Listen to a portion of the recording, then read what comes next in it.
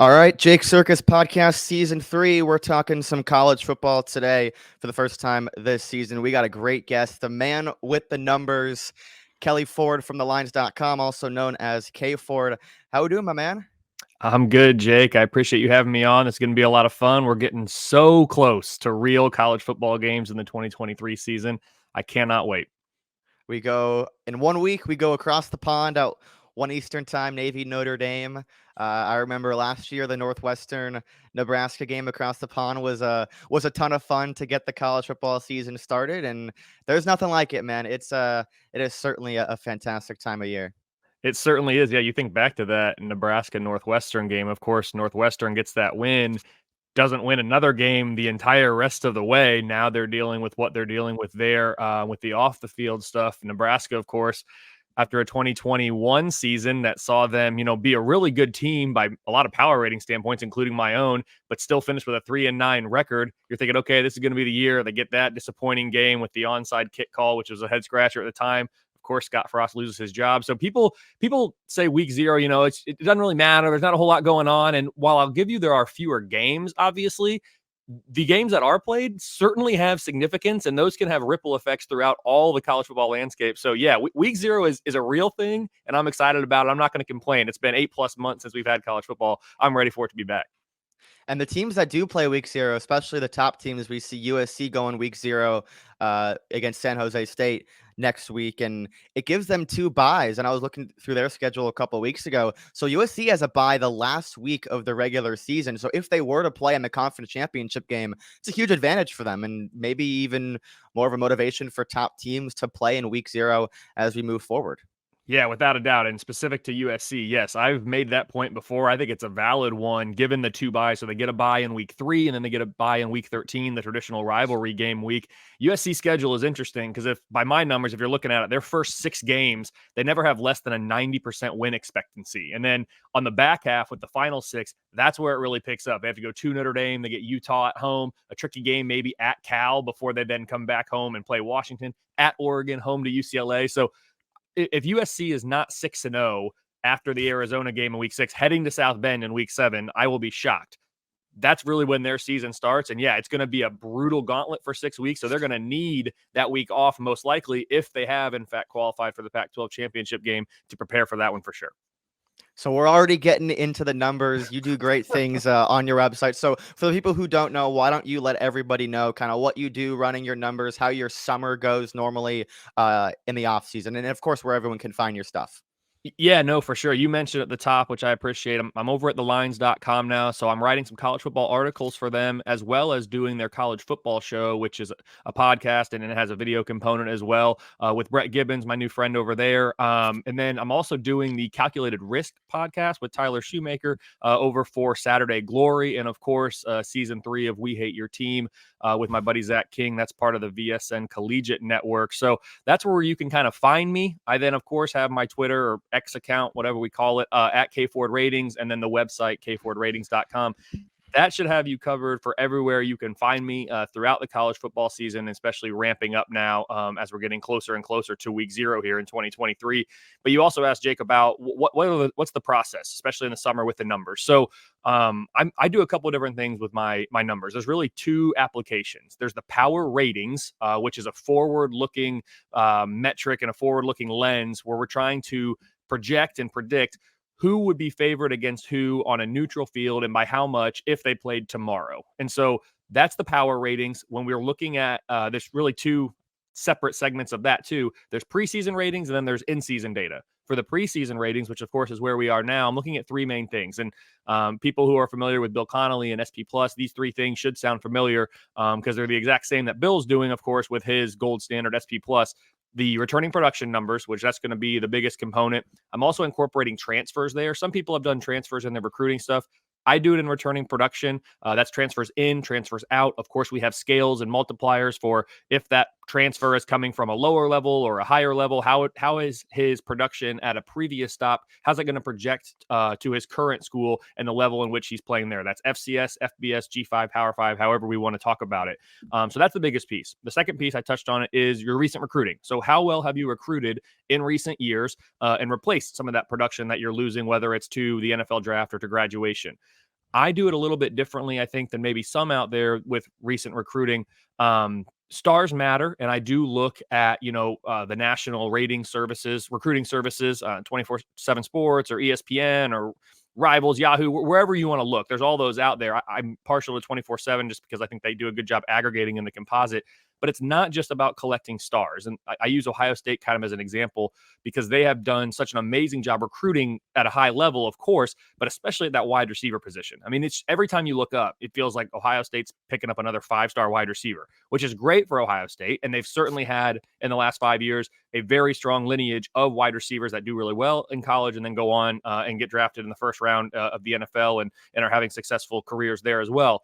But the way that I think about recruiting rankings, if you will, coming into the preseason is if Ohio State's just bringing in 100 5 stars every year, yeah, they're going to have a really highly ranked class, but I'm not going to give them necessarily a huge bump for bringing in excess talent at a singular position. Whereas if Ohio State brings in a 5-star offensive lineman, a position that I'm identifying as a bit more of a need in an immediate sense, they're going to get a bigger bump for that. So yes, collecting stars is important, but I definitely look at, and I do it for all 133 teams, where based on my numbers, do you really have a need? And if you've addressed those needs through recruiting, which of course that's what coaches are trying to do, that's where you're really going to get the maximum value in this portion of my preseason power ratings. And then the third piece is your recent KFord ratings. So again, how strong has your program been kind of year in, year out in the last 4 years? And it's weighted with the most recent years being assigned the most weight. So that's the preseason.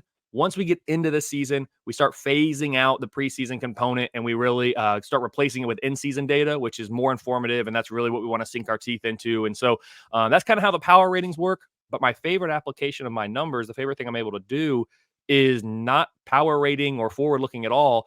It's actually using the power ratings as an engine for my most deserving rankings. And so that's a backwards looking metric. It's trying to quantify the achievements of a team. How difficult has it been to put together the resume that they have? And so the way I do that, similar to ESPN strength of record, is I view every single team's schedule through the lens of the average top 25 team. So we've made a common denominator for every single schedule because we know schedule difficulty varies so much from the most difficult to easiest in college football, especially.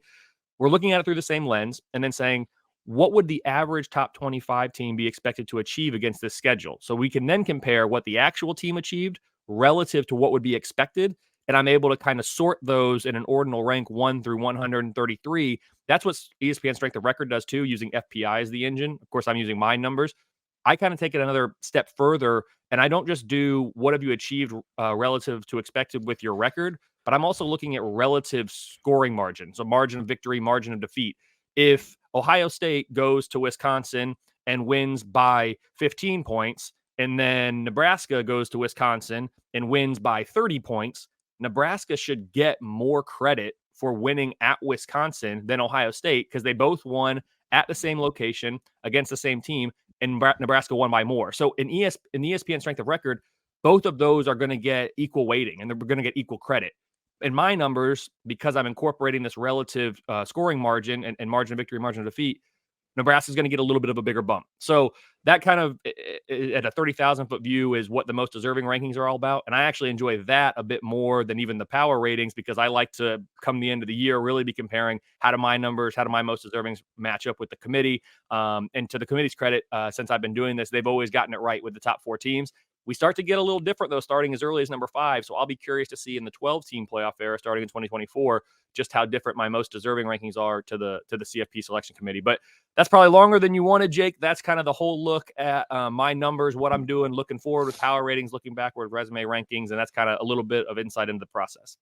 No, that's certainly fantastic stuff. Obviously, this is cool for me to have you on. I've been using your numbers for the last couple of years. Certainly a helpful insight as SP Plus as well. A couple other power rating systems that everybody uses as well. So it's certainly cool to have you on and kind of pick your brain a little bit about the process. Used a Big Ten example. I would hope that Nebraska doesn't go to Madison and win by 30 because it's as high as I am on the Badgers this year. That would be bad. And we're going to talk Big Ten in just a second. But let's take a look at around the top teams in the nation. Every podcast is going to start Georgia, deservingly so. Back-to-back national champions, most dominant team in college football.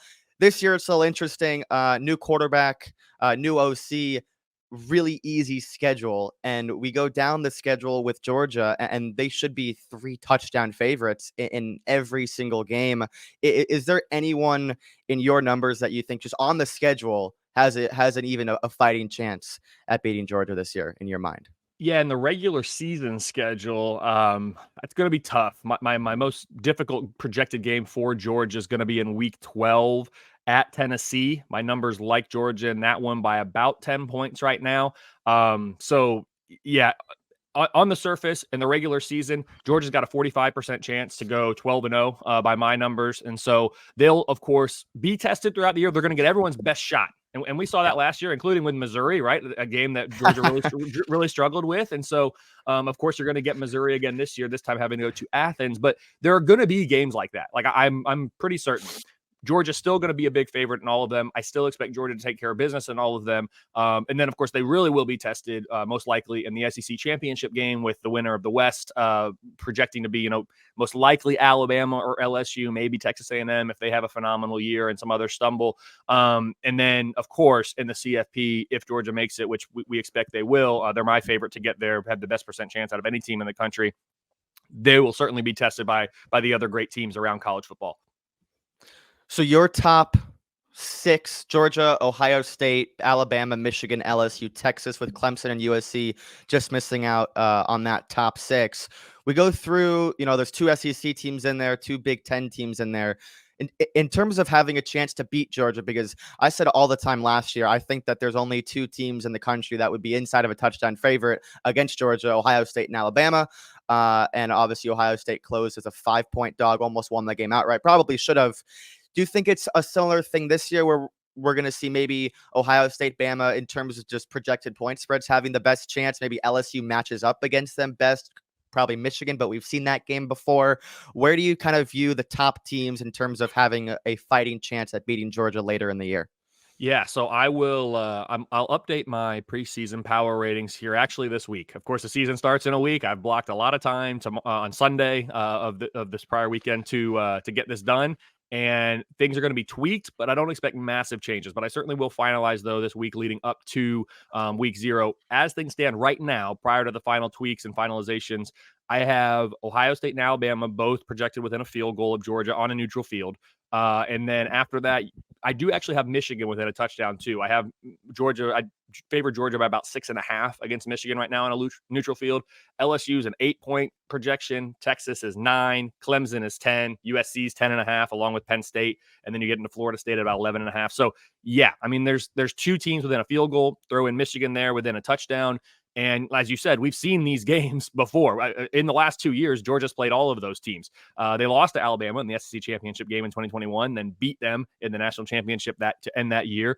They beat Michigan in the game in between those two in 2021, actually in the semifinal, and of course the Ohio State game and last year's CFP, which was a really good game. So we've seen it before. These teams are different, though, but I think we can draw on the recent history of these matchups to give us an idea of what we're looking at. But yeah, it really is Georgia and then a couple other teams and really everyone else after that. So that's why when I go back to, a 45% to be 12-0, a 70% chance to make the CFP, a 90% chance to make the SEC championship game, Georgia is the overwhelming favorite. It'll be a shock to power rating systems everywhere if they lose a game, of course, but really if they don't live up to this high bar that they've set. Like Georgia could still win every single game, but come back to the field a little bit if they're not meeting that expectation, playing up to the level that the models out there have set for them because they've been so good, especially in recent years. So let's go to the Big Ten, tease at it briefly with Wisconsin in the West. Let's start with the East. Some chaos potentially at the top, potentially even a 3-way tie that all those 3 teams play each other. This is arguably Penn State's best chance under Franklin in recent years. Obviously, Ohio State is hungry to beat Michigan for the first time in the Ryan Day era, which feels crazy to say. Where do you view those top 3 teams in your numbers and kind of targeting those 3 specific games when they each play each other? Yeah, those are huge games. I put out my projected best games of the 2023 season using some combination of projected average quality, so like the average KFord rating of the 2 teams involved, and projected competitiveness. So what's the projected spread of these games too, and trying to kind of mash those two things together into some sort of formula that makes sense and can spit out, a projected game score. The top two games in that are Ohio State at Michigan and Michigan at Penn State. Those are the top two. And then Ohio State, Penn State is a little bit farther down the list, in the teens, I believe. And if that game was at if that game was at Penn State, it would be even higher. It's getting a little bit of a hit because I have Ohio State as the better team and they have the home field advantage baked in. So the competitiveness component of that game rating is a little bit lower than these other ones. But yeah, it's going to be a phenomenal 3-team race. It really is a 3-team race for me, especially in the East. I've got Ohio State and Michigan both projecting top 5 teams. Penn State's projecting top 10 team coming into this year.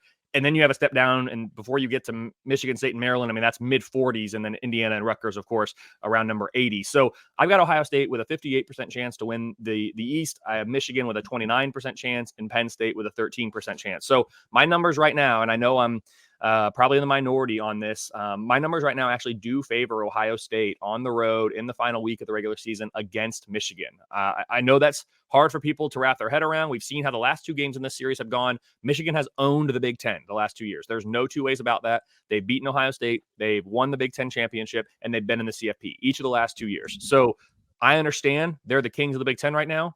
And from a resume standpoint, I'm not going to argue that. What we're trying to do in the preseason, as I mentioned before, is we're trying to project forward. And when we're looking at those 3 main components of what I talked about going into my preseason ratings, Michigan has the edge in returning production, yes, but Ohio State has the edge in both of the other 2 in terms of recent recruiting and recent KFord ratings. So right now, I like Ohio State in that game by about a field goal. I like Ohio State over Penn State by about 13 points. And then for the Michigan-Penn State game, which is at Penn State in week 11. That's going to be a really good one, I think. I said it's my number 2 game of the year. I've got Michigan currently projecting as about a 2-point favorite. So, yeah, it is those 3, and then it's everybody else in the East. And you mentioned, potential 3-way tie. We could see that. Penn State really, it's going to come down to Drew Aller. Like, is he the guy? Is he going to be live up to that 5-star status, recruiting status that he has coming in? And if so, and if he's ready, because he's getting these games a little bit later in the year, right? He's got Ohio State in week 8.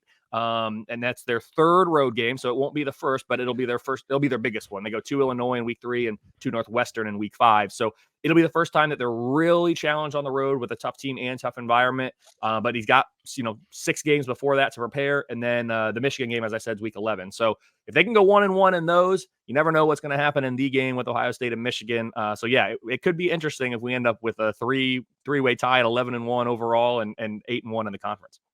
And I did misspeak, so I apologize to Ryan Day. He is 1-2 against Michigan. Of course, I forgot the 2019 blowout game against a horrible Michigan team. So I did forget that game. But Ryan Day is coaching for his life right now in that Ann Arbor game in December. But staying on that topic, lots of talk surrounding that game moving forward with the way that those 2 teams match up, because Ohio State's been getting steam about being potentially a soft program under Ryan Day. It looks a little bit different than it did under Urban Meyer, and that's come out big time against the 2 Michigan games. Not really in the Georgia game because they gave it their best shot, but as you move to kind of the round 3 in Ann Arbor in December, in just terms of a matchup, do you kind of believe in Ohio State's defense to maybe make a statement there?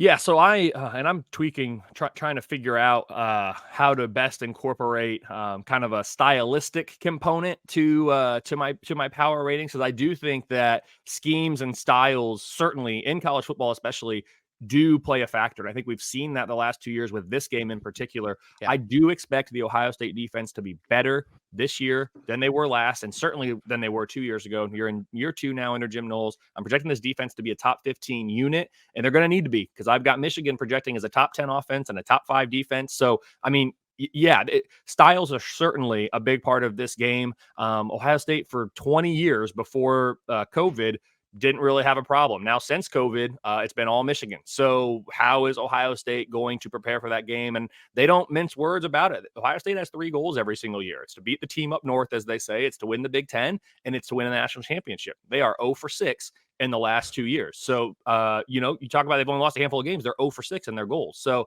yeah, Michigan is the headliner. They are the story. That's why the AP has them number 2. And I understand that. But from a power rating standpoint, I still giving the Buckeyes the benefit of the doubt. Might have to do some manual overrides if Michigan takes care of business again this year and Ohio State still pops up preseason ahead of them in 24. I say that kind of joking because I don't do manual overrides, but I certainly do have I have the KFord ratings, that's the model, and then I have Kelley Ford the person. I'm getting better. I'm getting better about disassociating those two identities and using my numbers as kind of a starting point, but not the end all be all, because I know models don't capture everything and they don't tell the full story. We need a lot of different viewpoints to holistically view a team. It's hard for me, the way my brain is wired, to separate those two opinions, or, well, the facts of the matters about the model and then my opinion. I'm working on that, and it's certainly something that I've become more cognizant of as I continue to try to enhance my view of college football outside of just the numbers. So the Big Ten West is super interesting this year. I love the Badgers this year. That's my team. Last year, I kind of pick one team every year to surprise an unranked team to start the year. Obviously, Wisconsin is going to be ranked to start the year. But last year, my team was K-State. I love the Wildcats. They had everybody coming back, turned it into a Big 12 championship and a New Year's Six appearance against Alabama. This year, that team is Wisconsin. I'm a big Luke Fickell guy. I loved what he did at Cincinnati. I love bringing in Longo. I love bringing in Mordecai. Pretty much the whole defense returned. You get a couple wide receiver transfers to start that air raid up in the Big Ten West. Them and Iowa probably neck and neck. Brian Ferentz has this weird clause in his contract where they have to score 25 points a game. It's pretty hilarious. But your numbers suggest that Wisconsin leads the pack in the Big Ten West. Why is that? Yeah, so for some of the reasons you outlined there, and that's a good call last year with Kansas State. That worked out very well for you as kind of a dark horse contending team, of course, on their way to a Big 12 championship. I've said this before, Wisconsin's a difficult team to nail down this year. Predictive models and mathematics in general don't like uncertainty. And there is a lot of uncertainty with Wisconsin with their roster turnover, but also then with their coaching staff turnover. And so there are teams like Wisconsin that are difficult to nail in the preseason, and we probably have a little bit more uncertainty regarding their power rating and their projections than we do for some other teams, like maybe in Iowa, who are kind of the same team year in and year out, and you really know what you're getting. Again, that comes with head coaching stability and playing the same style of football really year over year. My numbers like Wisconsin for a couple of different reasons. The defense, I think, is going to still be really good. I've got this as, a top 15 defensive unit. I'm very curious to see what the offense can look like. I've got them in the mid 40s right now. That might be generous or that might be undervaluing them. We really just don't know. So it feels like an okay place to kind of start if you're thinking about it could go either way of that even. They're power rated number 19. They're a huge underachiever last year. The Wisconsin, of course, won six regular season games. I had projected 8.5 in the preseason. That negative 2.5 differential had them ranked 115th out of 131 teams last year. So they were among, the bottom 15 or 16 biggest underachievers by my numbers in 2022. They are expecting a bit of a bounce back. I mean, Wisconsin ended last year power rated number 27. Wisconsin had not been lower than 27th in more than a decade. So last year, by the power rating standpoint, was the worst Wisconsin team that we've seen in a very long time. We were expecting some kind of progression back to the mean here, even though we have new pieces in place on the coaching staff and on the field. But the schedule also sets up really nice for Wisconsin. I have this as the easiest schedule in the Big Ten West. It's among the 10 easiest schedules in all of the Power Five. If you look at this is something new that I've tried to do this year, and I'll have to say it slowly because I still haven't figured out how to best term it. If you look at all the opposing FBS offenses that Wisconsin plays and kind of just aggregate them all together, average them all together, Wisconsin is playing on average the 76th most difficult collection of opposing FBS offenses all year. That means there are a group of 5 teams that play, because there's 69 Power Fives. This is the 76th most difficult, so it's on the easier side of opposing FBS offenses faced on average. There are G5 programs out there, G5 teams out there this year who play more difficult offenses week in and week out than Wisconsin in 2023. And part of that comes from playing in the Big Ten West, where the offenses really aren't so great and the defenses are really the stronger side. Certainly that's the case with Wisconsin themselves. So this is a top 15 defense. They're playing mediocre offenses on average week in and week out. I don't expect them to give up a lot of points. There's only one game all year that I'm projecting Wisconsin to be an underdog. That is week 9 when Ohio State comes to town. Outside of that, I've got Wisconsin favored in every single game. 9-3 is the most likely record here. But there's a 32% chance that Wisconsin wins 10 plus regular season games by my numbers. So I'm up on the Badgers this year, even though there are so many uncertainties. I think they bounce back from a disappointing 2022. Yeah, and it certainly was disappointing. I have a couple of buddies who go to Madison. I like to tell them, look, Paul Christ was a really good coach at Wisconsin, but it was clear that his time was certainly coming to an end. Obviously, getting fired, and they bring in Luke Fickell, completely change everything with the new quarterback, new system, get Tressel to run the new defense, because they didn't retain Leonard. People were thinking maybe they bring back Jim Leonard in a advised role, and he's taken the year off from football, and they bring in a great guy in Jim Tressel to run that D. They get Iowa at home, of course. You mentioned obviously Ohio State at home, and a very, very light schedule, pretty much across the board for Wisconsin. I have them in that 10-2 range. I have them going 7-2 in conference and winning the West and representing the West in the Big Ten title game. Iowa is also super interesting. I'm not low on Iowa. I think people are sleeping on them just because of kind of what happened last year, but that was still one of the 3 best defenses in college football. I don't think that the offense could be as bad as it was last year. Obviously, bringing in McNamara, still think they're the clear number 2 team in the West, and they could certainly be as good as Wisconsin. So I think that Iowa's getting a little bit of a disrespectful opinion in terms of the public. Yeah, while I have Wisconsin with a 47% chance to win the West, I have Iowa second with a 30% chance. So I have this team just outside my top 25 in the power ratings. They're currently number 26. 5.6 average conference wins is the projection, while Wisconsin's at 6.2. So they are within kind of that game there, which makes it interesting. They do have to go to Wisconsin, as you mentioned, in week 7. That's going to be difficult. My numbers also have Iowa as an underdog in week 4 at Penn State. So that could be a tricky game for them too, of course, with Penn State, a team we've already talked about being projected to be really good this year. The story for Iowa is, by my numbers, is not any different than it has been recently. I'm projecting this right now to be the number 1 defense in the entire country this year. I mean, at worst, this is going to be a top 10 defense, I would have to think, especially given the collection of opposing offenses they place. I said Wisconsin faces the 76th most difficult. Iowa faces the 81st most difficult, so an even easier collection of opposing FBS offenses faced for the Hawkeyes. Like I said, only underdogs in 2 games, projecting 8 wins on average for this team this year. So 8-4, the most likely record, with 9-3, second most likely. The offense that's the question mark, as it is every year. Is it going to have a pulse? Are they going to be able to do anything on that offensive side of the ball? Or is it going to be, we would have been better off punting on first down and having a better chance to win the game, which there were games like that last year for them. I'm projecting the offense number 90 right now. We'll see what they can do. People have to remember this Iowa team, for all their deficiencies on offense, they were still last year a home win away against Nebraska in the final week of the regular season from clinching their spot in the Big Ten championship game. Of course, they lost that game to Nebraska and missed out on the Big Ten championship, but it's not like this program is that far off from achieving some of their goals, even though they've been so bad on the offensive side of the ball. I don't think this year is going to be that much different. I mean, they might miss out on the Big Ten championship game by a game, or they might be there. It's just, can this offense get it rolling enough to support a defense and special teams that should be really good? Let's talk about some real offenses. Let's go to the Big 12. A revised Big 12, but it's the same at the top. Last couple of years, it's been Texas. It's like that again this year. This is Sark's best chance. So 7 of the last 8 years, Texas has underachieved relative to their preseason win total. So they've gone under their win total 7 of the last 8 years, including last year. They had all this hype to win the Big 12. Came up a little bit short. Obviously, they lost a lot of close games, and they're right back in it this year with year 2 of Quinn Ewers. Where do you see Texas? We talked about them as being obviously one of your top 6 teams. So you're kind of buying the hype, as am I. Should we steer clear and maybe a yellow caution light with Texas just because of their history, or are they really that much more talented than they have been in years past?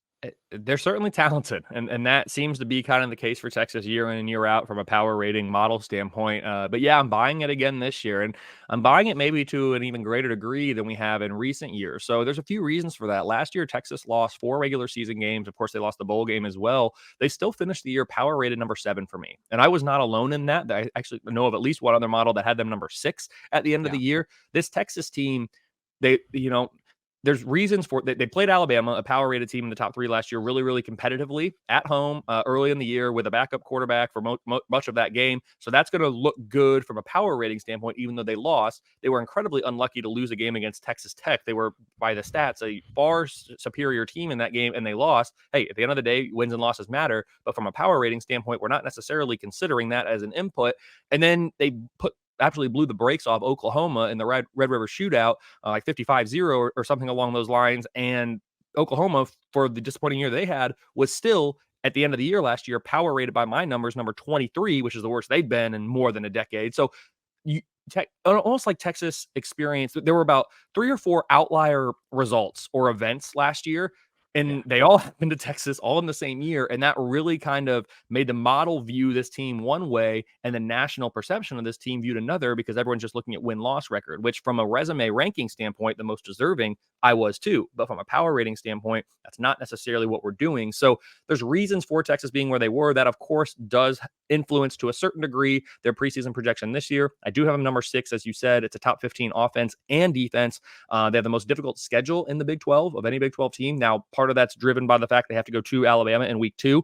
So that's the only game all year, though, that I have the Longhorns as a projected underdog by about 9.5 points right now. A 1 in 4 chance for Texas to win that game. After that, though, their most difficult game by my numbers projecting to be the Red River Shootout. I like Texas in that game by about 5.5 at this point. So, favorite in 11 games, 9.5 wins on average is what my numbers are saying. 10-2, the most likely record, with a 52% chance to win 10 plus regular season games in their final year in the Big 12. And obviously Oklahoma, again, I think those two combined 2-10 in one-score games last year. Texas and Oklahoma, 2 very disappointing years, like you mentioned, from a win-loss perspective. Power ratings, they were both, top 25. Texas was still top 10 every single week. The SP Plus in your numbers came out, and it was after the K-State game, after the Texas Tech game. There was one other close. The TCU game that pissed me off for sure. And they were still top 10. They were still huge favorites in pretty much every single game. And it was like, what's going on with Texas? Why do they keep losing these games? Oklahoma, same thing this year. It would surprise me if at least one of those two teams don't make it to Jerry's world and at the end of the year. But there are teams that are lurking. There's, of course, the reigning college football playoff representative in the Big 12 in TCU, the reigning Big 12 champions in K-State, one of my dark horses in Texas Tech. Where do you kind of view those 3 teams? Because if we look at TCU last year, they played with a lot of high variance. They passed the ball a lot. They scored a lot of points, won a lot of close games. And it's that high variance volatility sometimes in this conference is when we see this team that comes out of nowhere, goes 11-1, 10-2. I look at a team like Texas Tech and I see 10 returning starters. They're going to throw the ball in the air every play. They're going to go for it on 4th down. Joey McGuire is going to hang his balls out there and just do whatever the hell he wants. And I look at team like that as high variance as they are, and we could be in a situation where it's the end of November and they're 9-1 and we're like, how did we get here? Yeah, so you mentioned those 3 teams, and they're all projecting to be very similar teams in terms of the power rating standpoint. They might not get there the same way, but the end result projecting to be about the same. I've got Texas power rated, like I said, number 6, 72% chance to make the Big 12 championship game with 7.3 average wins in the conference. Oklahoma, we talked about being second, 48% chance to make that conference championship game. Power rated number 14 in the nationally, 6.5 average wins. So those are the top 2. I will be surprised, as you said, I'll be surprised if one of them's not in the Big 12 championship game, but I would also be surprised if both of them are. So Right. Someone else is going to be coming in here, despite those 2 being the 2 favorites. I've got Kansas State power rated number 21 with a 20% chance to make the conference championship game. TCU power rated 20. So actually just ahead of Kansas State, literally the spot ahead of them as my things stand right now in my numbers, but only a 15% chance to make the conference championship game. It's slightly more difficult schedule, maybe some significantly more difficult schedule in conference for TCU than Kansas State. And then Texas Tech also right there, power rate number 23. So all of these teams, TCU 20, Kansas State 21, Texas Tech 23, all really bunched up. Texas Tech with a 13% chance to make that conference championship game. So Kansas State 20, TCU 15, and Texas Tech 13%. They are all projecting within a half game of conference wins on average. All of these teams are going to be right there. One of them, as you said, probably the favorite outside of Texas, Oklahoma to take one of those spots in the Big 12 championship game, with TCU and Kansas State both making it there last year. If we go down the line here and we look at the projected spreads for these games, give me 1 second. I'm going to pull it up here with the projected win totals in the Big 12. I have for these teams TCU as an underdog in 4 games. 2 by a field goal or less, and 2 by between a field goal and touchdown. So all 1-score games, but they're underdogs in 4. Kansas State underdogs in 2 games, only 1 by a field goal or less, the other by 10 to 14 points. That one, of course, would be the game, as I'm looking at it here, at for Kansas State. That would be the at, game at at Texas. Yep, right? at Texas would be the one where they're bigger. And then Texas Tech, underdog in 3 games. So in between those two by a field goal or less, and one by 10 to 14 points. That game would be for them, again, at Texas to close the regular season. So these teams are all projecting very close. It's all very exciting. I like Texas Tech kind of be a dark horse team for you there. They are starting to pick up some more of that hype nationally. I don't they were in the AP poll, I think, near the bottom of that. I have them power rated 23. Yeah. So they are getting some of that respect nationally, which is exciting to see for a program certainly on the rise. But yeah, it'll be interesting. I guess by my numbers right now, I'm giving Kansas State a little bit more of an edge, really because of the schedule. If we look at the schedule of these 3, they have the easiest schedule of the 3 by my numbers, not by a ton, but by enough to make a difference in what's projecting to be otherwise close. But yeah, I would say I'll take either Texas or Oklahoma with a lean to Texas to be one spot. And then I think the other spot most likely taken by one of these 3 teams. I guess I'm giving the lean to Kansas State. That's certainly not to say Baylor can't make a run. UCF in their first year, kind of the only newcomer this year that I expect to really make some noise and be near the top of the standings. They're kind of on the outside looking in. Oklahoma State has an incredibly easy schedule by Big 12 standards, Power 5 standards this year. So for that reason alone, they shouldn't be discounted just yet. But yeah, Kansas State, TCU, Texas Tech. It'll be fun to see those 3. And for the people out there who kind of don't really run the numbers, look at the rosters during the summer, they might look at TCU and assume that they lost a lot, which they did. Same thing with Kansas State. A lot of their defense is gone. Obviously, Deuce Vaughn gone, but watch out for Will Howard, man. He's got some talent. He's probably I think second team all Big 12 is what I would put him at right now. I have Ewers and then maybe Dylan Gabriel, Jalen Daniels, but Will Howard's right up there. He's got some talent. So I'm super high on K-State once again this year as well as I was last year. No disagreement there. You're right. Deuce Vaughn's going to get a lot of he's gone, and he was a lot of the headlines last year, but I'm with you. I think they're still going to be exciting. I'm projecting this offense to be a top 30 unit with the potential to go even higher. So let's move to It Just Means More. I'm in SEC country right now, I guess, sort of. But I like to consider Columbia, Missouri SEC country. But, some people don't. But the East, obviously run by Georgia. We can start with some potential sleeper teams in the East. I wrote down Kentucky, Florida, and Mizzou. I'm really high on Kentucky this year. I love bringing back the OC Liam Cohn. Devin Leary comes in. I think Kentucky's probably the second best team in the East. I'm a little lower on Tennessee. I don't buy the Joe Milton hype. That they're gonna get a lot of hype because of what they did last year with Heupel and all the wide open receivers. But they have 2 Sharpie losses with Bama and Georgia. Those are, in my opinion, 2 Sharpie losses. And I'm assuming that Joe Milton, just with his lack of starting experience, is gonna give up another game or 2. So I actually have Tennessee 8-4, Kentucky at 9-3. What do you say about that? What say you in the top 3 in the East? Yeah, I would definitely put Tennessee. They're still number 2 for me in the East. I've got them with power rate number 11. So behind Georgia at number 1, they're number 11. That's second best. Still with only an 8% chance to make the conference championship game because Georgia's that big of a favorite. You're saying Sharpie in the losses to at Alabama and home to Georgia.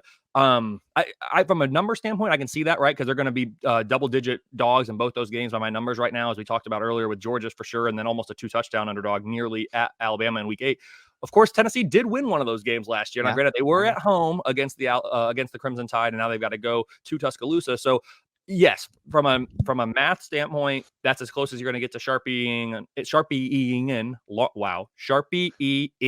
in losses. That's quite the word on the schedule. But they did surprise us just last year with that, of course, before losing the game to South Carolina late in the year after Hendon Hooker got hurt. So I'm still taking Tennessee as the number 2 team in the East. After that, it is kind of jumbled between Kentucky and Florida for me. I have Missouri actually a little bit farther down. I have South Carolina and Missouri both there at 70 or 37, 38 in the power ratings, while Florida and Kentucky are in the mid-20s. So it is a little bit of a jumbled mess after Georgia. That's not to say that one of these teams, Florida, Kentucky, South Carolina, Missouri, can't beat Tennessee. They certainly can. But to me, it's Georgia's division. Tennessee's the clear number 2. And then I've got a little bit of a jumbled mess between 3 and 6 with Vanderbilt, of course, bringing up the rear at number 7. So what specifically about Tennessee? Because I see they go to Kentucky Week 9. You have that as 5.5 points on the road against Kentucky. Is that right? Is that updated? Yeah, so it's updated on the website with what I have there. That's not updated with the new numbers. But Okay. yes, for Tennessee, I've got them favored by 5.5 at Kentucky, 5.5 at home against Texas A&M, coming off a bye for the Vols in that game. I'm still really excited about this offense. I have this as a top 5 offense. The concern for me, relative concern, is on the defensive side. It's projecting mid 30s. It's a relatively easy schedule by SEC standards. It's the 16th most difficult schedule in the entire country, but that's actually second easiest in the entire SEC because that's how difficult SEC schedules are. So I think they're catching a little bit of a break relatively with the schedule and how it sets up for them. But yeah, Tennessee, I still have faith in this offense, and I think what Heupel has done there, what he's building there, and I know Joe Milton, he's been beat out twice for a job previously in his career. He's a lot of people's sleeper pick for the Heisman. I think that arm talent is really getting a lot of people. I'm not necessarily saying I'm buying in all the way to that point yet, but this Tennessee team is coming off their best year they've had since 1998 by my power ratings, and I fully expect them to not have a steep drop off. While I do think they're going to win fewer games. Last year they won 10. I'm projecting 8.7 this year with 9-3 the most likely record. I think they're going to take a half step back, but I don't think they're going to take a step back far enough to fall behind anyone else in the SEC East. Yeah, so the schedule certainly is interesting. Obviously, you said 16th, light-ish in terms of SEC because the East is just that much worse than the West normally. But they go to Florida, and I think they've beaten Florida once since the Cold War in the swamp, something crazy like that. So there's that, and then there's some interesting scheduling spots. They have a bye week 6, then host A&M. Then they go to Bama and then to Kentucky the next week. So those are 2 tough road games back to back. Then before Georgia, which is like their Super Bowl big game against Georgia to try to win the East, have a sleepy spot. They come here to Columbia, which that they killed Missouri last year, but certainly an interesting scheduling spot there, having to go on the road in Columbia before a big Georgia game. So there's spots in this schedule. That was kind of my thought process while going through it, trying to pick out maybe a game that they shouldn't lose, but probably will end up losing, just because I'm not a Milton guy. I don't see it. I see the arm talent, but I am not really convinced he knows exactly where it's going. I thought Hendon Hooker was perfect for that offense. Don't necessarily think that Joe Milton is there yet. Losing your top two receivers, I think, is going to hurt them at the start of the year, trying to figure it out with some new guys. I like Brew McCoy, but is he really like that guy? We've seen Brew McCoy for 3 years now, 2 spots or 3 spots, 3 schools, and hasn't really been it yet. So I certainly have my doubts about Tennessee. Fair enough. You make good points, especially about the scheduling dynamics. I talked about what the numbers say about the schedule difficulty overall. The difficulty numbers don't account for the dynamics, and the dynamics are a real thing. So I agree with you on what you said there. In particular, what you said about week 7 and 9, home against A&M, at Alabama, at Kentucky. That's a brutal 3-game stretch, with 2 of them being on the road. Of course, granted, they are coming off the bye to help prepare. But yeah, it's going to be difficult, no question about it. And the expectations have now been raised in Knoxville, and so you're not going to catch anyone by surprise this year, let's say. So yeah, it's going to be tough, but I still have faith in this offense in particular and what Heupel's been able to do in his 2 years there so far. So the West, you have Bama at 1, and it's crazy to say because I agree with you in both the top of the Big Ten East with Ohio State and the SEC West with Bama, but there's going to be people out there that look at those numbers and be like, you're insane for not having LSU, you're insane for not having Michigan. I think talent wins in the long haul. Bama coming off of their most disappointing year since 2010, second worst season probably in the Saban era since his first year.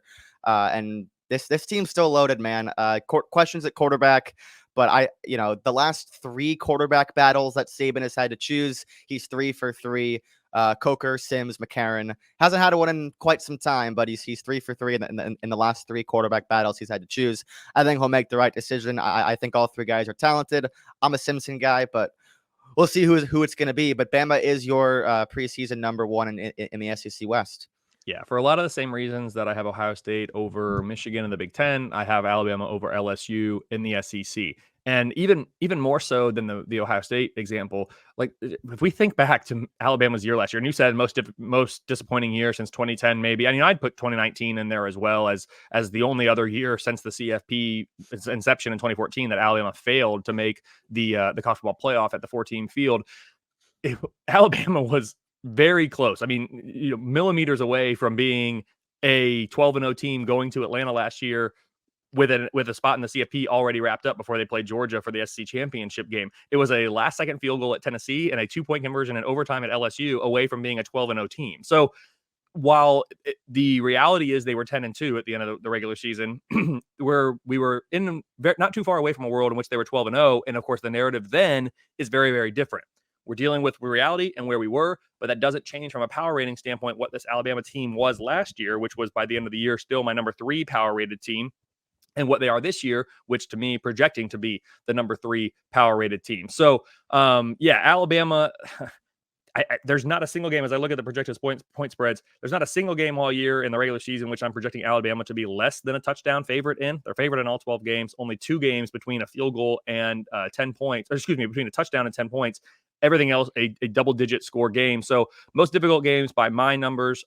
Week 10, they get LSU at home off of a bye, as LSU has a bye the week before as well. That, of course, will be very difficult in a revenge game for Alabama. And then Texas in week 2. That's going to be a very tricky game, too. I think we saw how Alabama struggled last year on the road against Texas. We'll see how it goes this year in Tuscaloosa. But those are the only 2 games all year in which my numbers don't give Alabama at least a 10-point edge at this stage of the game.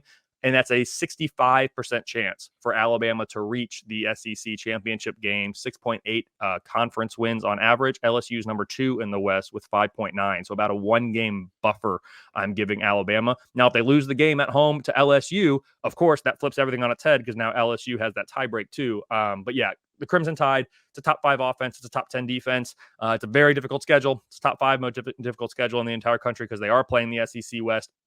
They're playing Texas in the non-conference, and they're catching Tennessee out of the East. So, yeah, man, it's going to be a tough road, as it always is. But Nick Saban, to me, gets the benefit of the doubt after 15 years of sustained excellence at Alabama, where they haven't finished the year worse than number 4 in my power ratings since since Nick Saban's first year in Tuscaloosa back in 2007.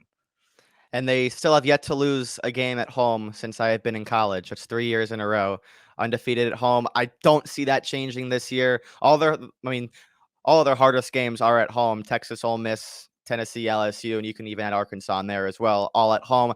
They do go to College Station and then to Auburn. Let's talk about A&M, a team I'm pretty high on this year. You have them 3rd in the West.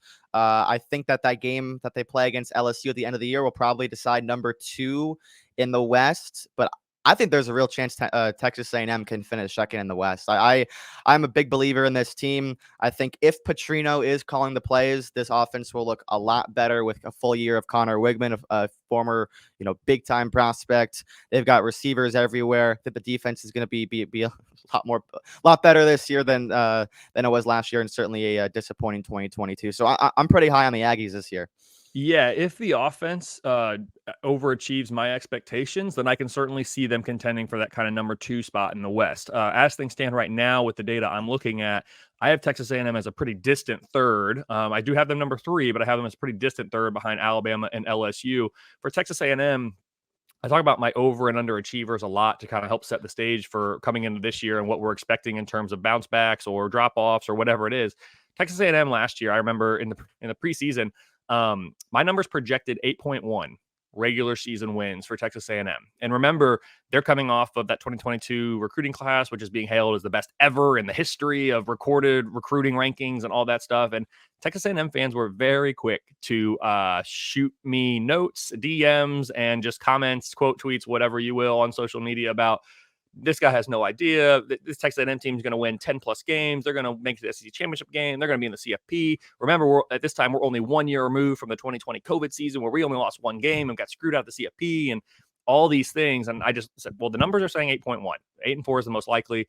It took about 2 weeks of the season for Texas A&M fans to be a little quieter, and us not hear from them again the rest of the way with regard to those preseason expectations. So the 5 regular season wins means that differential of negative 3.1 landed Texas A&M among the bottom, 6 or 7 biggest underachievers of the 2022 season by my numbers. I'm projecting 7.7 wins this year, so even fewer than last year. But I think that's more aligned with maybe the expectations that Aggie fans have this year because of what we saw last year. So again, my process didn't change. I'm still kind of in a similar ballpark. but because the expectations nationally have shifted, I'm catching no heat for where I have A&M this year. I know you're saying you're a little bit higher on them. I still have this team power rated number 16, and it's a top 5 projected defense. The questions, as you pointed out, are all on the offensive side. I have this as the number 50 offensive unit. If they can play like the number 20 offensive unit, then yeah, they're going to be, and the defense lives up to what I was expecting of them. They're going to be right there in the mix, not just with LSU for number 2, but potentially Alabama for the number 1 spot. Now they do, they get Alabama at home, and that's important in week 6 before then going on the road to Tennessee the following week. That's a tough stretch coming off a neutral site game against Arkansas the week before, no less. And then you mentioned the game at LSU to end the year. So I've got A&M as underdogs in 4 games all year. That would be Alabama, Tennessee, at Ole Miss, and at LSU.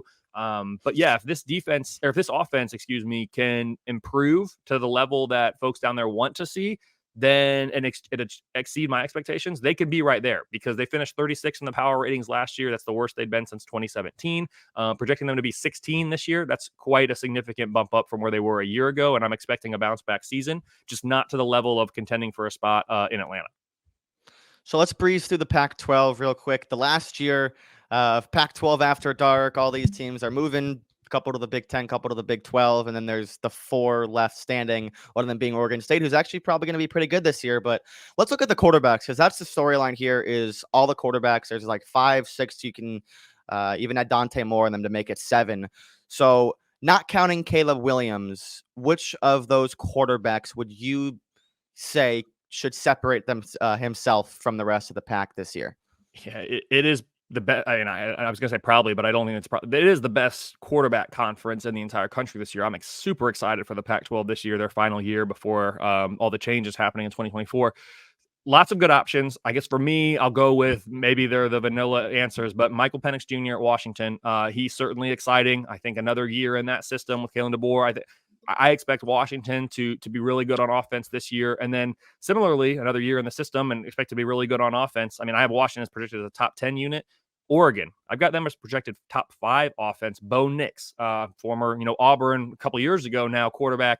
I think he's going to have a really good year at Oregon. I have both Oregon and Washington kind of in that group of teams, just a half step below USC in terms of contenders. So I definitely think those 2 quarterbacks, those 2 offenses are going to have years to remember. And the thing I like most about the Pac-12 is all these contenders. I kind of have, USC as that class of their own by a half step or so. And then Oregon, Utah, Washington all grouped together. And then maybe another half step down or a step down, Oregon State, UCLA. Well, those top 4, USC, Oregon, Utah, Washington, they're all playing each other. It's a full round robin between all those. We're going to see all these quarterbacks go head to head with their respective teams, and it's going to be really, really fun. But I guess outside of Caleb Williams, I'd go Penix and Nix, and I would put Cam Rising in there, but he got some of the injury concerns right now. I just think he's maybe a half step behind these other 2.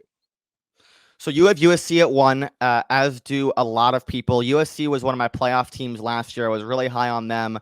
Got a little bit lucky at times with the turnover, and then they were, of course, a game away, maybe 1 win of the 2 against Utah away from making that a college football playoff. Caleb goes down, and they lose to Utah twice.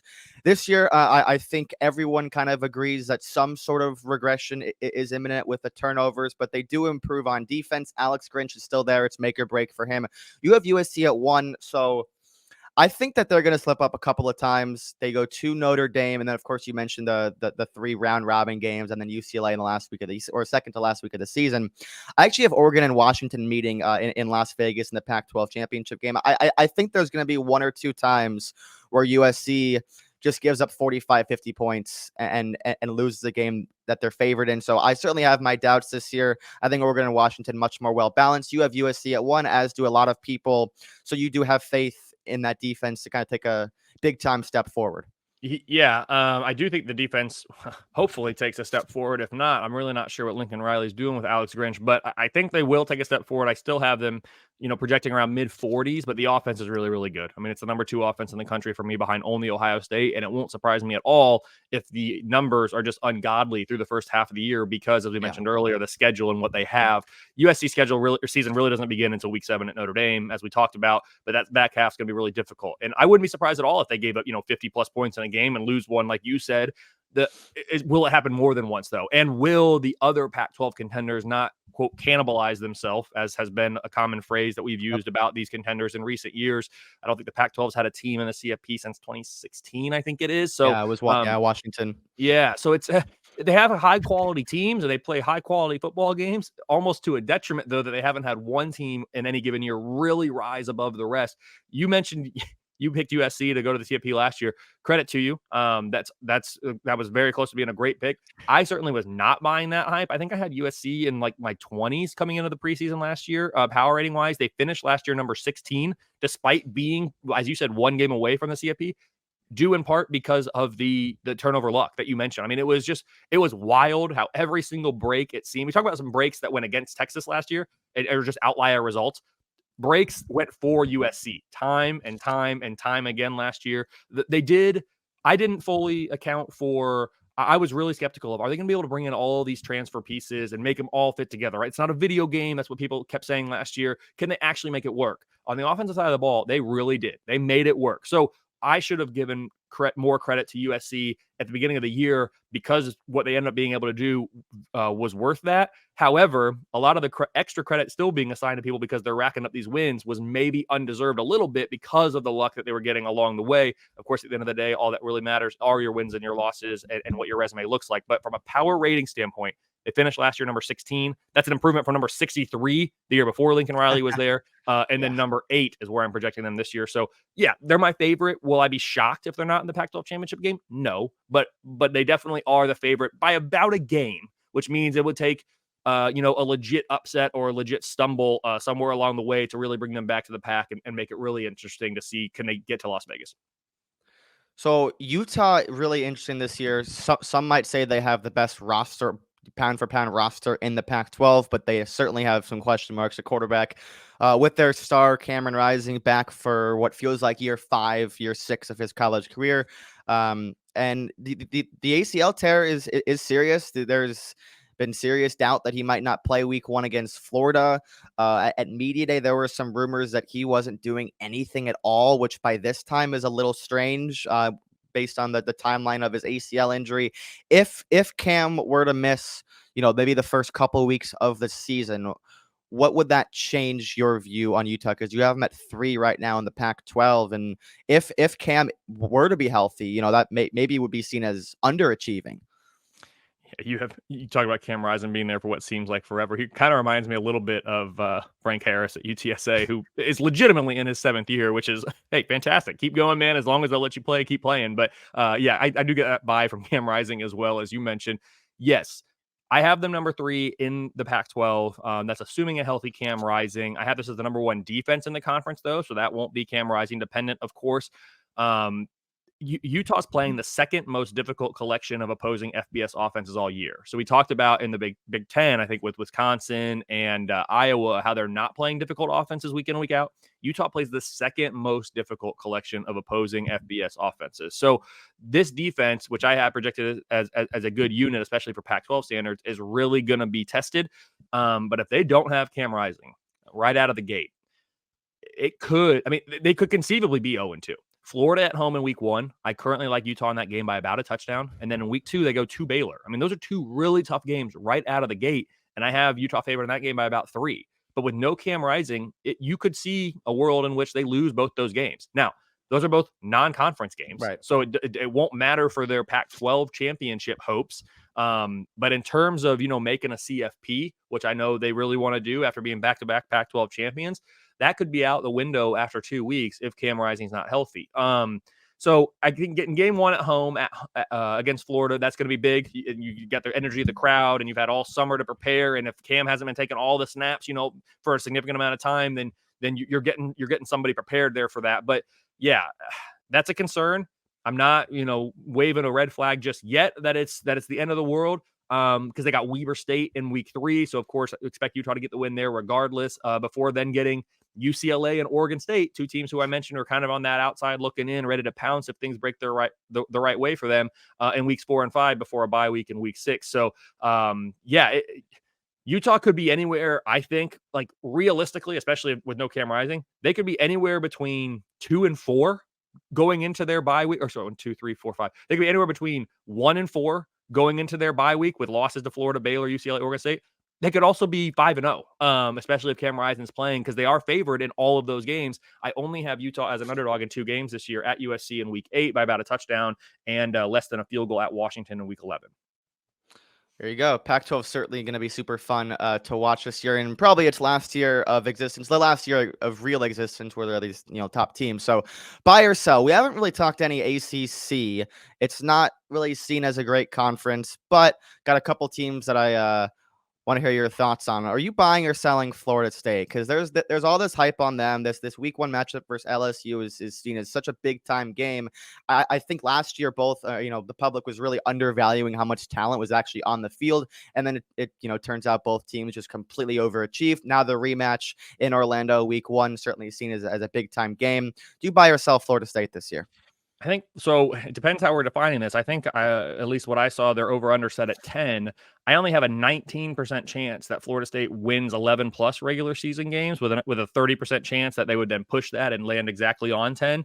So from that standpoint, I guess I'm selling it a little bit, but I'm still buying this Florida State team to be the best team that we've seen in Tallahassee since maybe the 2013 season, when Jameis Winston was there and they win a national championship. So this could be, maybe since the 2016 season. I guess they had them power rated number 7 at the end of that year. So this could be the best Florida State team we've seen in a long time, is what I'm getting at. Even if they don't necessarily go over the win total, their season's going to be largely defined potentially by the first 4 weeks. They got LSU neutral site in Orlando in week 1, and they go to Clemson in week 4. If they win both those games, look out. If they split those games, we're still on track for, a season that they can be excited about. If they lose both of them, let's hope things don't get off the rails for Florida State, who will at that point say all of our postseason aspirations and dreams, goals have been wrecked before we even get into our bye in week 5. So I'm buying the fact that the program's trending in the right direction. I'm maybe selling the fact that they could potentially be overhyped just a very little bit in terms of what I'm expecting, but I still have them power rated number 10. So it's a good team. Yeah, sure.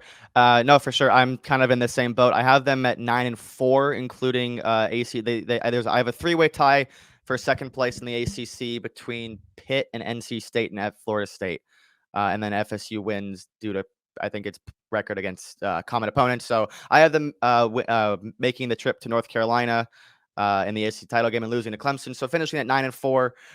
Let's go to Kansas. Buy or sell. They were the media darlings last year. I'm not a Kansas guy, obviously, being at Mizzou, but they were certainly fun at times last year, racking off all those wins and then kind of collapsing. Played a really exciting bowl game. Came up short of a would have been an unbelievable comeback against a depleted Arkansas team. This year, win total set at 6, so Vegas thinks that they're right on the cusp of bowl eligibility once again. They were bowl eligible last year for the first time in a long time. So the KU Jayhawks, buy or sell, the fighting Jalen Daniels. You just said the win total set at 6. As I prepared for this episode, I had written down 6.5 that I had seen. So that actually could change. That could change a little bit here. Yeah, I don't know. It's just what I looked at quickly to prepare for this. I pulled everyone's win totals based on what they were. I thought maybe it was recent, maybe it wasn't. I saw 6.5. So I was going to keep it short here in this section because I know we're doing 3 downs later, and I was going to touch on Kansas at that point. But for the 2022 season, I had only a 1% chance Kansas would go bowling. Of course, they made it to 6 wins and went bowling. It was phenomenal. They finished 3.3 wins more than expected in the regular season last year. That was number 8 nationally on my overachievers list. The offense is going to be really good, a top 30 unit. I have serious concerns about this defense. I have a 41% chance to go bowling this year, which for Kansas fans, if you go back 1 year ago to this exact moment and say, okay, don't even think about 2022. Going into 2023, you're going to have a 41% chance to go bowling. They all would have taken it in a heartbeat, I think. So I'm just hoping that Kansas fans aren't letting last year's phenomenal year, which I hope they enjoyed. They deserve it. They should have. I hope they don't let that put the wrong. I hope they're not skewing their perception of this year and this year's team because of last year's phenomenal year. There's still a chance they can go bowling, a 41% chance for me. So I guess I'll talk more about them in a later segment, but I'm going to be assuming a 6.5 over under. And the last buy or sell, so Pitt, Pat Narduzzi in the ACC, it's going to come down to the close games. There is a lot of them. You have 1, 2, 3, 4, 5, 6, 7 games inside of a touchdown based on the numbers that have yet to be finally updated. But that's a pretty good baseline, 6 or 7 games that are projected to be inside of a score. Narduzzi always seems like he wins a game he shouldn't, loses a game that he shouldn't, year in, year out. I kind of like Pitt this year with Jurkovec. And yeah, so for you, buy or sell Pitt. Yeah, so if I'm looking at Pitt and their over/under win total, I'm seeing is 6.5. I have a 62% chance that they win 7+ games, so that they go over that. So by that standard, I would buy Pitt. I think this is a very similar team to last year. They finished last year power rated 34. I have them number 36 coming into this year. The offense, the defense, both projecting around number 40 in the country nationally on those sides of the ball. So I'll buy them. Like you said, lots and lots of close games. Projected ACC standings, I have Pitt with a 13% chance to make the conference championship game. So definitely behind Clemson and Florida State, the big favorites, and then also behind North Carolina, who I think is the third best team in the ACC, and Louisville, who I actually think Pitt's a better team than Louisville, but Louisville has a significantly easier schedule. The only team in college football this year, FBS college football, that plays only 3 true road games. So I'll buy Pitt from those standpoints, and I think this will be a team that likely finishes, 7-5, most likely, with a strong possibility of anywhere between 6 and 8 wins. Let's quickly go through. Let's give the group of 5 some love. It's a little diluted because of the conference realignment, but there are still some pretty exciting teams. I like the Sun Belt a lot. Obviously, the AAC is always super fun. So Troy, Tulane, UTSA, Boise State. Those are the 4 that I wrote down. I think Toledo as well is supposed to be pretty good. Where do your numbers give these group of 5 teams in terms of a New Year's 6 bid? Yeah, so in terms of the New Year's 6 bid, I think Tulane is the best of the bunch out of all of these teams, but I actually have SMU with a slightly better chance to make the AAC championship game, 51% to Tulane's 48. Because the schedule sets up slightly easier for SMU than Tulane. So if they both were to get there, I'd probably favor Tulane in that game. But I think SMU has a slightly easier road. If we're looking at projected win totals, I've got Tulane, Boise State, Troy, SMU, Memphis, Toledo, Liberty, Western Kentucky, and Air Force all projecting over 8 wins on average. If you're looking at the best chances to make the conference championship game, that starts for me in Conference USA with Western Kentucky, 76% chance to make that game. Boise State has a 63% chance to make the Mountain West Conference championship game.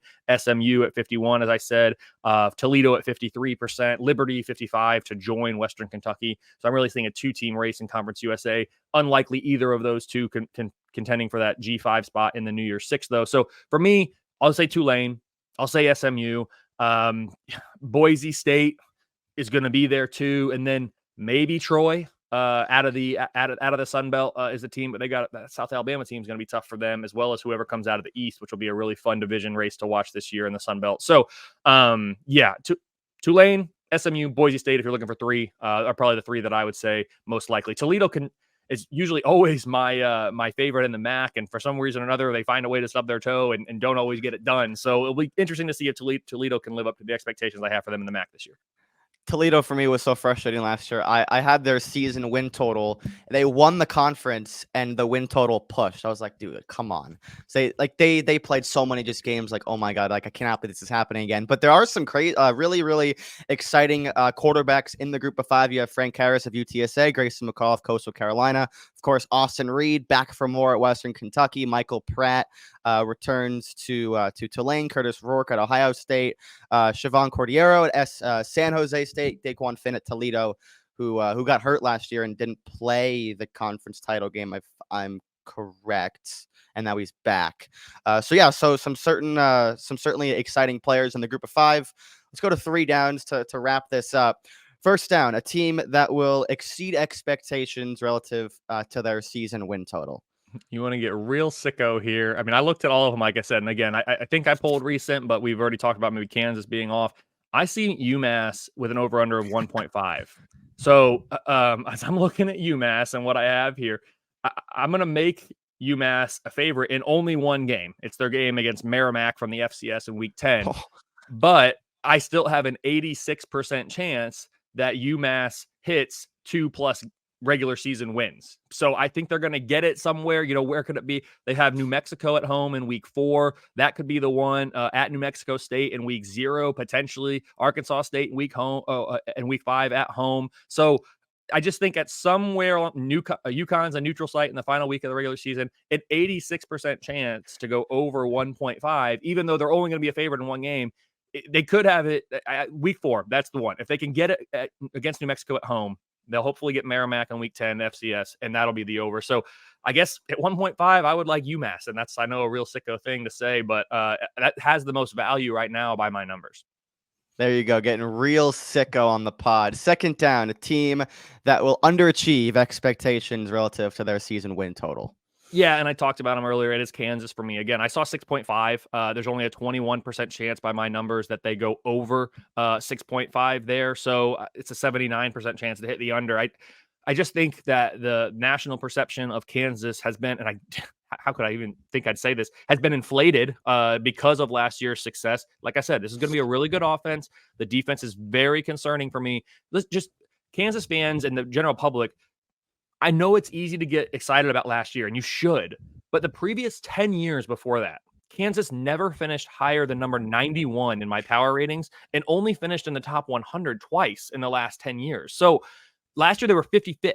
It was awesome. It was a huge turnaround. I'm projecting number 57 coming into this year. So they're still going to be a really good team, but this is not like just because they won 6 games last year, oh, now they're going to take the next step and win 8. Like, no, that's not how I'm seeing it. They proved me wrong last year. They could very easily prove me wrong again, but I've got just a 21% chance that they're going to go over according to my most recent numbers. So, yeah, Kansas is the team that I think will likely go under if we're looking at the 6.5 win total. 6 makes it changes the math a little bit, but I'm still, projecting 5 and 7. I mean, the most likely record outcome. For me, we mentioned earlier Tennessee sitting at 9.5. I think the number's down to 9. I took it at 9.5. I just, again, penciling in losses, I would be really surprised if they were to beat either Bama or Georgia. So giving them 2 losses there and assuming that they'll drop another one on the way. So I think that in terms of expectation with the 9.5 win total of 10 wins last year, certainly a better chance that I think they win 8 games and they win 10 again. So that would be my pick. Third down, favorite sleeper Heisman pick. Yeah, and I don't know really where we draw the line at sleeper, but Caleb Williams, the returning Heisman Trophy winner, I guess he's just in a league of his own, maybe slightly on this. I think Cade Klubnik is interesting. He's a former 5-star taking over the reins at Clemson. I think if he gets the starting job earlier last season, maybe they end up in the CFP. Of course, we'll never know. But I think he's the quarterback of a team that, by my numbers, is a favorite in the conference, favorite in every single game. So he's someone that almost by default, if they end up having the season that I'm projecting they might have, could be in that conversation. Even to the next degree for that here is Carson Beck. We've talked about Georgia, their schedule, and how they're going to be favored. If you're the quarterback of a 13-0 SEC championship team, we saw it with Stetson Bennett, and not knock on Stetson Bennett. He was a good college quarterback, won 2 national championships. Like, Carson Beck could almost by default be in this conversation. If you're looking for non-quarterbacks, which this really is a quarterback award, so this is really starting to get a stretch. Of course, Marvin Harrison Jr. comes to mind. Blake Corum, who was actually kind of in that mix last year before an injury. And then if you're looking for someone on Georgia, not the quarterback, why not go with the best player on that offense? And that'd be Brock Bowers for me. I know a tight end's never won the Heisman, but there are some non-QB sleepers, I think. But in terms of sleeper picks, Cade Klubnik, Carson Beck, those are 2 who aren't among the top 3 or 4 favorites right now, but could be among the top 3 or 4 teams, certainly at the end of the year, and they're playing the most important position in the position to which this award goes almost every single year. Yep, Cade Klubnik is currently my pick. I took him at 15-1, I think it was. So certainly love that look. I have Clemson going or 1 loss in the regular season. I have NC State beating them as their only slip up, and then an ACC title win with the playoff appearance. So I think Cade Klubnik will certainly be in that conversation. I like Kyle McCord. Some question marks regarding who might start, but I assume it's going to be McCord, and with all those weapons, he's going to be fantastic. And another sleeper, Connor Wigman, 40-1. If everything goes right for A&M on offense, which it probably won't, but at 40-1, you like to gamble a little bit and take the upside with the hype, with the high touted prospect, the weapons on offense, and a lot of uncertainty on the Texas A&M offense. No, definitely. And yeah, if you're looking for a high upside there with relatively low risk, given the payback you're going to get, that's certainly an option. But it starts with Caleb Williams, and we know we've only had 1 repeat or multiple time Heisman Trophy winner, and he's certainly going to be looking to change that this year. Well, KFord, my man, it's been a pleasure having you on. Hope you had a good time, and you have a fantastic college football season. No, I appreciate it, Jake. You too. It's going to be a lot of fun. Best of luck to your Tigers this year. I'll be watching for sure. Hell yeah. Thank you all for listening. This has been the Jake Sirkus podcast on YouTube and Spotify. We'll catch you next time.